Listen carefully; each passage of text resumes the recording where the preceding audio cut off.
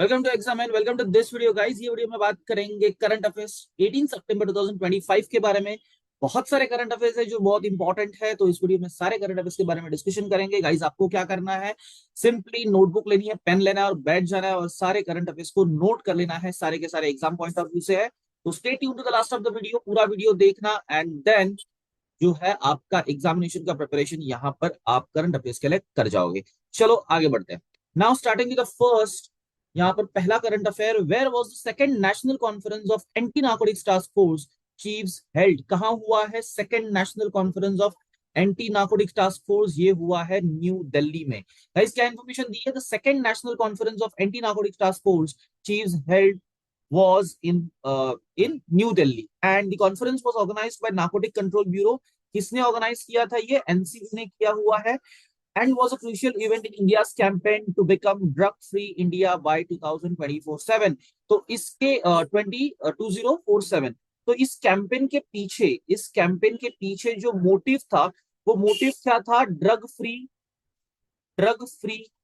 India, drug free India by 2047। Guys यहाँ पर दो तरीके से करंट अफेयर्स बन सकते हैं। यहाँ पर आपको ये भी पूछा जा सकता है कि second national conference of anti narcotics task force chiefs जो हुआ था, उसके पीछे जो कैंपेन था, उसका मोटो क्या था? Motto is what? It is drug free India by 2047। It was inaugurated by union home minister Amit Shah. This is a third current affair, you can say एक ही क्वेश्चन का ये थर्ड करंट अफेयर बन जाएगा। There you know that कि यहाँ पर ये किसने ऑर्गेनाइज किया था, तो ये इनॉग्रेट किसने किया था? तो ये union home minister Amit Shah ji ने किया हुआ था। चलो आगे बढ़ते हैं। Which Indian city will host fifth coast guard global summit in 2027? Guys मुझे बताओ, यहाँ पर fifth coast guard global summit जो 2027 का है, वो कौन होस्ट करने वाला है? तो वो चेन्नई होस्ट करने वाला है, चेन्नई सिटी होस्ट करने वाला है।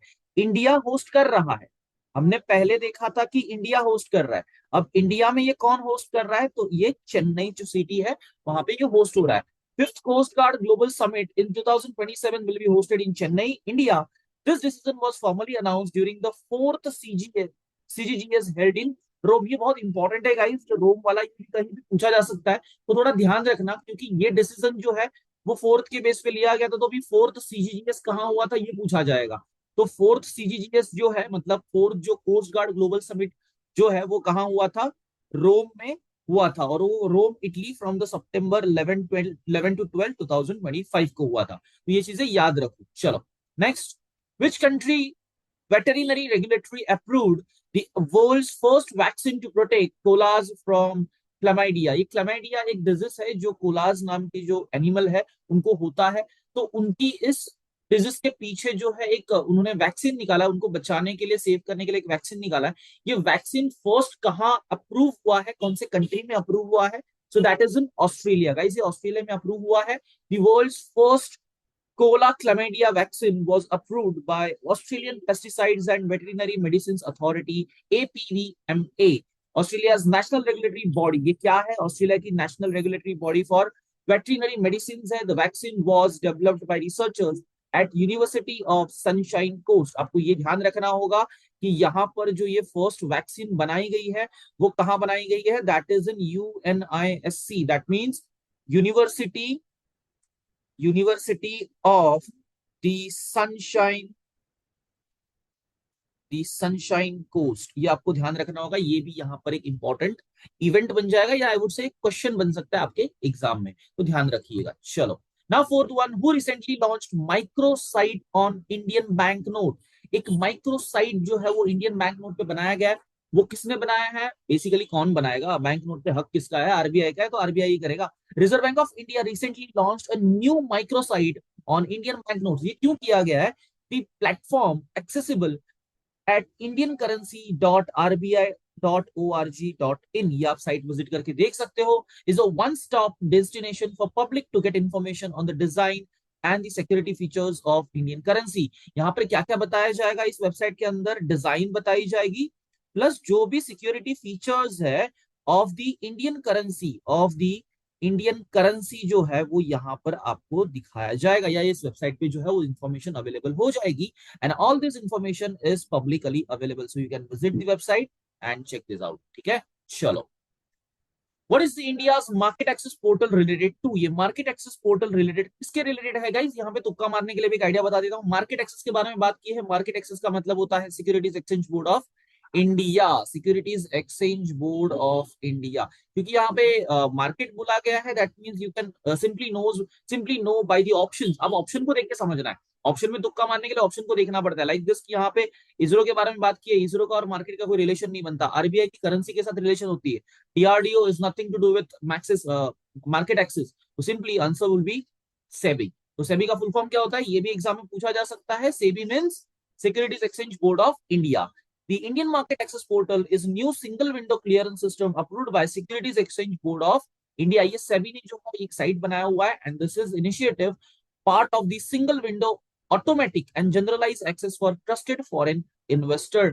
ये फॉरेन इन्वेस्टर के लिए बेसिकली टारगेटेड है। आई वुड से कि फॉरेन इन्वेस्टर जो है वो सिंगल विंडो में उनका अप्रूवल हो जाए, सब कुछ अप्रूवल हो जाए, सब कुछ उनको मतलब उनको जो है इन्वेस्ट करने में कोई रुकावट ना आए। इसी वजह से जो है ये जो पोर्टल है वो बनाया गया है। Is design to make it easier, जो मैंने अभी बोला, is design to make it easier for foreign portfolio investors. किसके लिए इंपॉर्टेंट हो गया ये? एफपीआई के लिए इंपॉर्टेंट हो गया, पोर्टफोलियो इन्वेस्टर्स। क्या आप मुझे कमेंट में बताओगे पोर्टफोलियो इन्वेस्टर क्या होता है?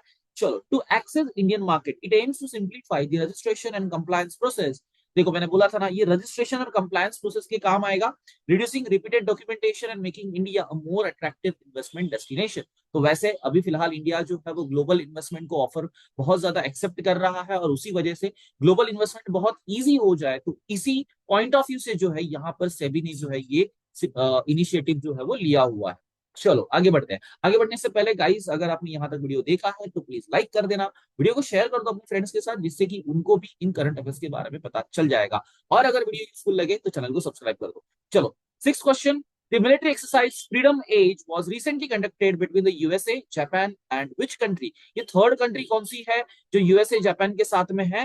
That country is south Korea. South Korea जो है वो थर्ड कंट्री है जिनके इन बिटवीन जो है ये मिलिट्री एक्सरसाइज हुई है, that is freedom edge. The military exercise Freedom Age was recently conducted between the USA, Japan and South Korea. The joint air naval exercise, ये दोनों भी कंडक्ट कर चुके हैं यहाँ पर air and naval exercise. Air and naval exercise दोनों भी एक्सरसाइज यहाँ पे कंडक्ट हुई है, और ये तीनों कंट्रीज ने मिलकर की हुई है।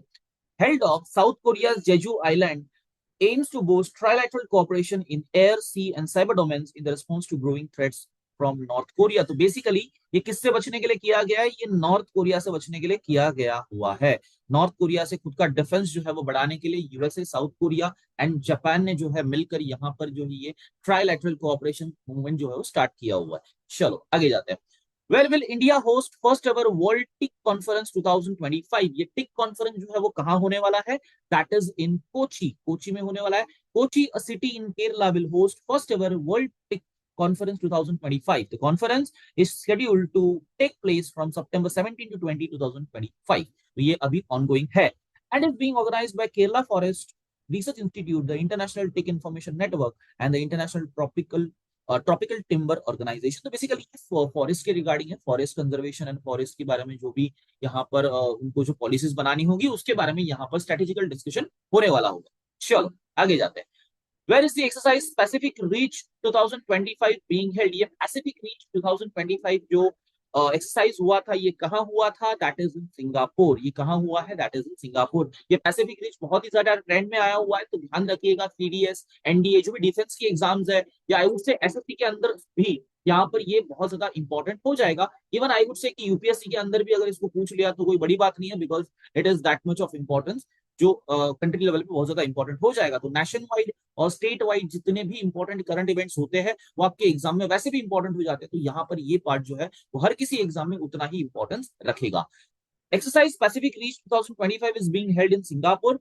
The multinational submarine rescue exercise, ये क्या है?